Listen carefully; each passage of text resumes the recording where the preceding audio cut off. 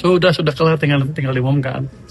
Kemarin saya ketemu Menteri Keuangan Cina di situ. Itu kan ini berhubungan dengan hubungan jangka panjang antara Indonesia dengan Cina kan. Menyelesaikan ini, mau ngumumin. Oh itu kan zaman dulu, Pak Presiden tinggi waktu dia ngebangun kan dulu. Setelah dikasih ke Cina, ada perusahaan di sini, sama Cina bekerja sama itu ya domestik sama ini. Pemerintahnya sempat berpasangan pada waktu itu, sehingga pada satu titik orangnya datang ke saya tuh CEO WUSnya yang dari Cina itu bilang waktu itu ya, sekarang udah diselesaikan, dulu nggak ada kemajuan katanya, udah berapa tahun, 2 tahun lahan yang dibebaskan baru 4 km pada waktu itu. Ini kita ngomong zaman dulu ya. Terus saya tanya, kamu siapa yang handle program proyeknya? Nggak ada, kalau kami ngadu ke BUMN di pingpong, ke PU, pingpong lagi sana. Ya udah ditarik kemarin waktu itu, diberesin sedikit lah pada waktu. Tapi saya lihat sih masih agak lambat. Tapi ke depan harusnya tidak seperti itu. Untuk proyek-proyek besar betul-betul dikawal sehingga yang menjalankan proyeknya nggak bingung. Pada waktu mereka bingung, saya juga bingung loh, nggak ada yang jaga, nggak ada.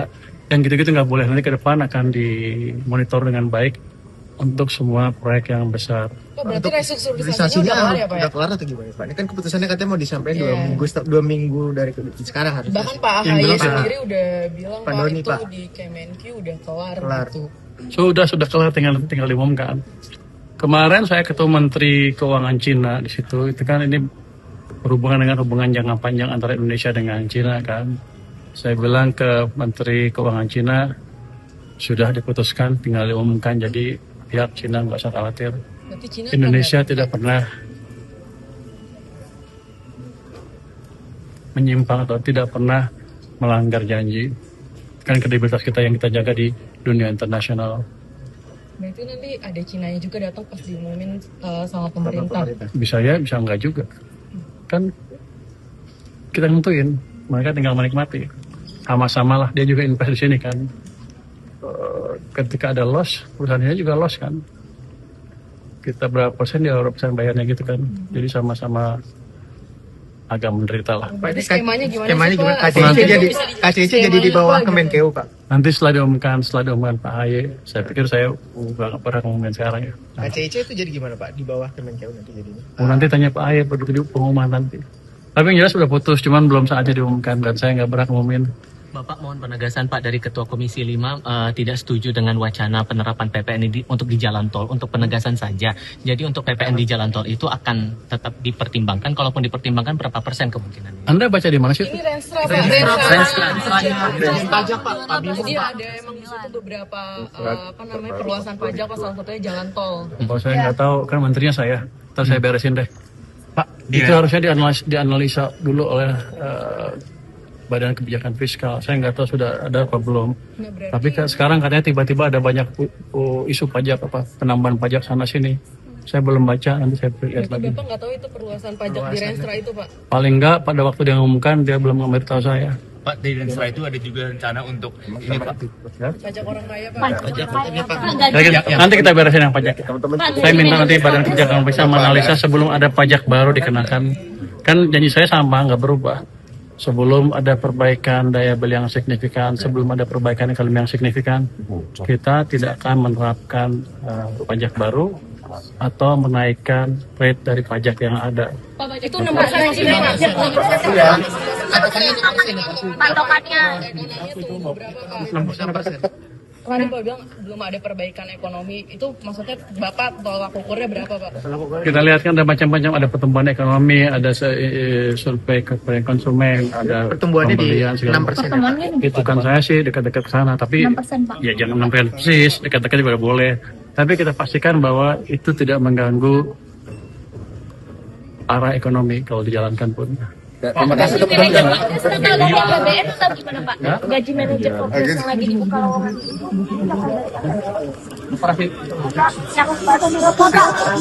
Itu gajinya Menyelesaikan ini, mau ngumumin. Oh itu kan zaman dulu, Pak Presiden tinggi waktu dia ngebangun kan dulu. Setelah dikasih ke Cina, ada perusahaan di sini, sama Cina bekerja sama itu ya domestik sama ini. Pemerintahnya sempat berpasangan pada waktu itu. Sehingga pada satu titik orangnya datang ke saya tuh, CEO Wuxia yang dari Cina itu. Bilang, waktu itu ya, sekarang udah diselesaikan, dulu nggak ada kemajuan katanya. Udah berapa tahun, 2 tahun, 2 tahun. Lahan yang dibebaskan baru 4 km pada waktu itu. Ini kita ngomong zaman dulu ya. Terus saya tanya, kamu siapa yang handle program proyeknya? Nggak ada.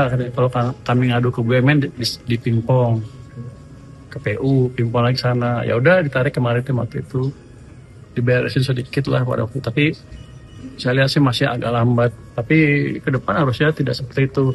Untuk proyek-proyek besar betul-betul dikawal sehingga yang menjalankan proyeknya nggak bingung. Padahal mereka bingung. Saya juga bingung loh, nggak ada yang jaga, nggak ada.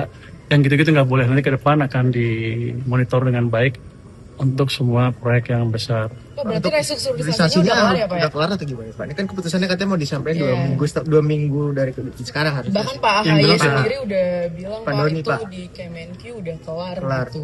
Sudah kelar, tinggal diumumkan. Kemarin saya ketemu Menteri Keuangan Cina di situ. Itu kan ini berhubungan dengan hubungan jangka panjang antara Indonesia dengan Cina kan. Saya bilang ke Menteri Keuangan Cina sudah diputuskan, tinggal diumumkan. Jadi pihak Cina nggak usah khawatir. Berarti Cina Indonesia tidak pernah menyimpang atau tidak pernah melanggar janji. Kan kredibilitas kita yang kita jaga di dunia internasional. berarti nanti ada Cinanya juga datang pas diumumin sama pemerintah. Bisa ya, bisa enggak juga. Kan kita nentuin, mereka tinggal menikmati. Sama-sama lah, dia juga invest di sini kan. Ketika ada loss, perusahaannya juga loss kan. Kita berapa persen, dia berapa persen bayarnya gitu kan. Jadi sama-sama agak menderita lah. Berarti skemanya gimana Skemanya sih gimana? Pak? KCC jadi di bawah Kemenkeu Pak. Nanti setelah diumumkan Pak AHY, saya pikir saya nggak pernah ngomongin sekarang ya. KCC itu jadi gimana Pak? Di bawah Kemenkeu nanti jadinya. Nanti tanya Pak AHY pada di pengumuman nanti. Tapi yang jelas sudah putus, cuman belum saatnya diumumkan dan saya nggak pernah ngumumin. Bapak mohon penegasan Pak dari Ketua Komisi 5 tidak setuju dengan wacana penerapan PPN untuk di jalan tol, untuk penegasan saja. Jadi untuk PPN di jalan tol itu akan tetap dipertimbangkan, kalaupun dipertimbangkan berapa persen kemungkinannya? Anda baca di mana sih? Ini Renstra Pak. Pajak Pak. Jadi ada emang di situ beberapa perluasan pajak Pak, salah satunya jalan tol. Kalau saya nggak tahu, kan menterinya saya. Ntar saya beresin deh. Pak, itu harusnya dianalisa dulu oleh Badan Kebijakan Fiskal. Saya nggak tahu sudah ada apa belum. Nah, berarti Tapi sekarang katanya tiba-tiba ada banyak isu pajak, penambahan pajak sana sini. Saya belum baca, nanti saya lihat berarti lagi. Bapak nggak tahu itu perluasan pajak di Renstra itu Pak? Paling nggak pada waktu dia ngumumkan dia belum memberitahu saya. Pak, di Renstra itu ada juga rencana untuk ini Pak. Pajak orang kaya Pak? Nanti kita beresin yang pajak. Saya minta nanti Badan Kebijakan Fiskal menganalisa sebelum ada pajak baru dikenakan.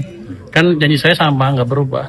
Sebelum ada perbaikan daya beli yang signifikan, sebelum ada perbaikan ekonomi yang signifikan, kita tidak akan menerapkan pajak baru atau menaikkan rate dari pajak yang ada. Itu 6% masih Pak? Patokannya Itu berapa Pak?